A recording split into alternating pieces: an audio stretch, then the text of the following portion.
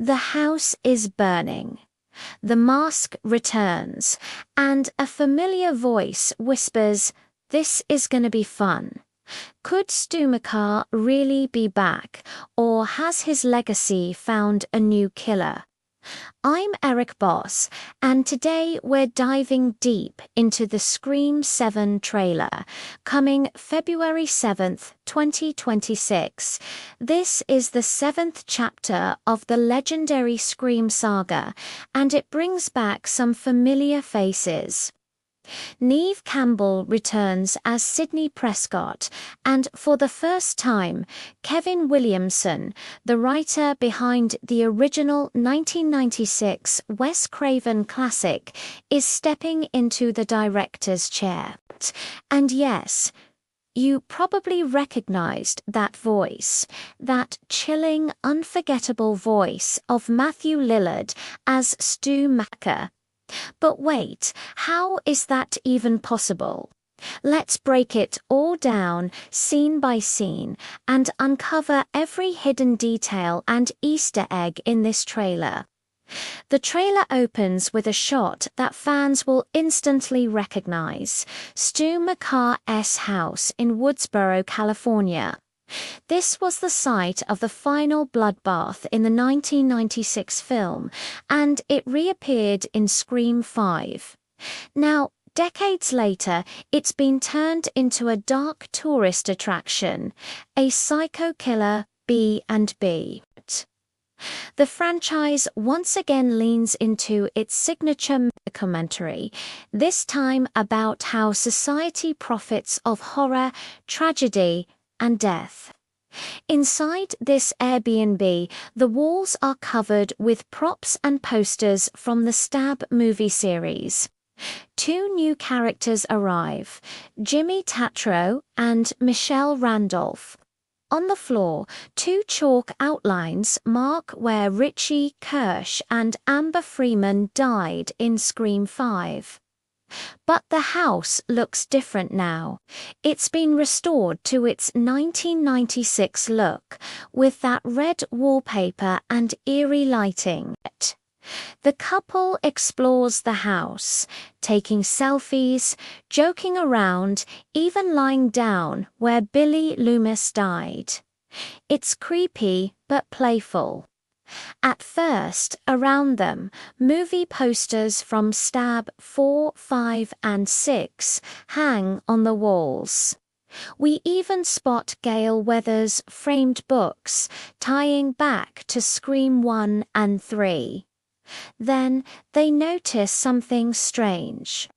A motion-activated Ghostface animatronic suddenly comes to life. They laugh, thinking it's part of the display, but then the air shifts. Behind the girl, a real ghost face appears. At first, we assume it's just the boyfriend pulling a prank. But then, the iconic voice echoes through the house. "Hello, Sidney."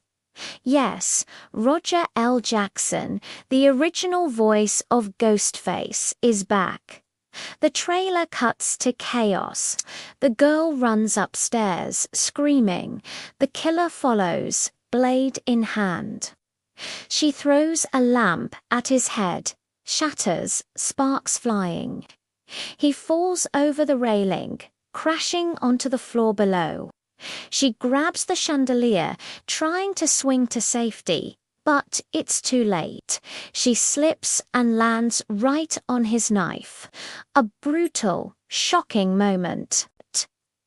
Quick flashes follow, Sidney screaming, police sirens, and what looks like Gale Weathers looking at old footage on her computer. We hear the killer's voice again. "You thought it was over, Sidney, but it never ends. Now, the development of Scream 7 has been quite a journey.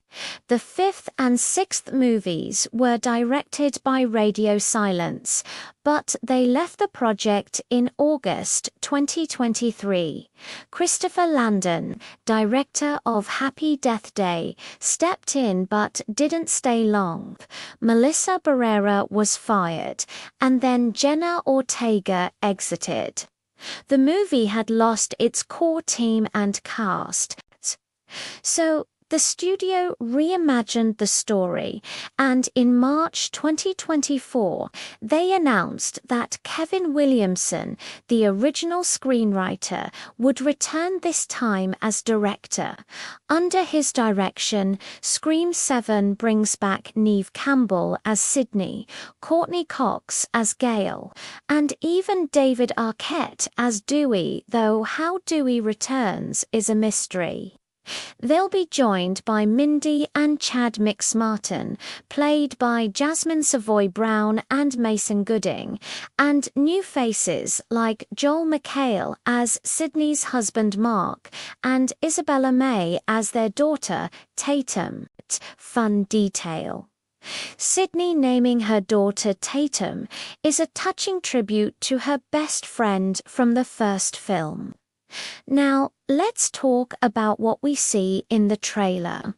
Sydney receives a call from an unknown number. A familiar, chilling voice says, "Hello, Sydney. Did you miss me?" The camera cuts to a tense scene. Sydney at a new crime scene in her new quiet town, Pine Grove, but peace never lasts long. In one shot, we see a cinema playing the Texas Chainsaw Massacre, a nod to another horror franchise. There was a time when I felt overwhelmed by work and life, and therapy felt impossible to start. I wish BetterHelp had been around back then. It would have made things so much easier. BetterHelp is designed to make starting therapy simple. You just fill out a short form at betterhelp.com, new rock stars, and within a few days you're matched with a licensed therapist. If it doesn't feel like the right fit, you can switch anytime at no extra cost. They also accept HSA and FSA cards, which makes therapy more affordable. In 2024 alone, over 137,000 people used their benefits through Bet. Don't wait for the right time to take care of yourself. Start now. Back to the trailer. We see Sydney's daughter Tatum, alone in her bedroom. The window is open. Then, faintly, she hears a whisper, "Hello." The camera pans around the room, and we spot the word villain in the background. It feels like a clue. Could Tatum be hiding something? The theory is bold, but it's possible she might be one of the killers, mirroring the twist from Scream 4 where Sydney's cousin Jill was the murderer. In the trailer, Tatum appears in several attack scenes, which could mean she's being targeted. Or she's staging it. If she is the killer, it would explain the title, Brand New Day, symbolizing the next generation taking over. We see 3 teenage girls, including Tatum, walking to school. It gives off strong Halloween vibes, peaceful, yet eerily quiet. Later, Sydney is at work at the Little Latte Coffee Company when her phone rings. Maybe their S-word play in the name. Sydney S. a little late to save her daughter. At Sydney's house, she's with her husband Mark. But it seems only Sydney and Tatum make it into the panic room. Sydney slams the door shut and they crawl through the hidden walls. Ghostface listens, tapping his knife against the wall to find them. That tapping is familiar. Stu did the exact same thing in the first movie. Could this be another clue? Tatum tells her mum she wants to be a fighter, just like her. But soon after, Ghostface kidnaps her. Sydney's voice shakes as she warns him, "If you hurt her," and Ghostface replies coldly, "I'm not going to hurt her until you're here to see it." Then Gail Weathers appears with Chad. She looks determined. "Let's unmask this bastard," she says, a direct callback to the original. We cut to a bar scene with Chad and Mindy. Celeste Connor's character hides behind the bar as a haunting voice echoes, "All your friends died, just for being near you." It's the voice of Dewey, used by the killer to torment Sydney. Scott Foley, who played Roman Bridger, is also confirmed to return. Maybe his voice will be used too. Mindy and Chad fight Ghostface. Mark is attacked behind a plastic sheet. It looks bad. Sydney rushes through the main street, checking her phone's security app. She sees Ghostface pounding on the office wall where Tatum is trapped. Sydney shouts for her to shoot through the wall, to the right of the door now. Tatum fires. Silence. Then Sydney says, "Shoot him in the head, make sure."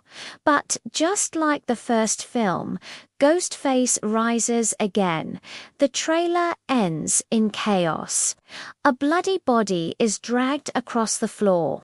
Ghostface moves in for the final kill. Then silence. As gasoline pours across Stu's old house, Ghostface makes one last promise: to burn it all down. Sydney screams, her gun shaking, before firing the final shot. Flames rise. The house that once held so many secrets now burns to ash.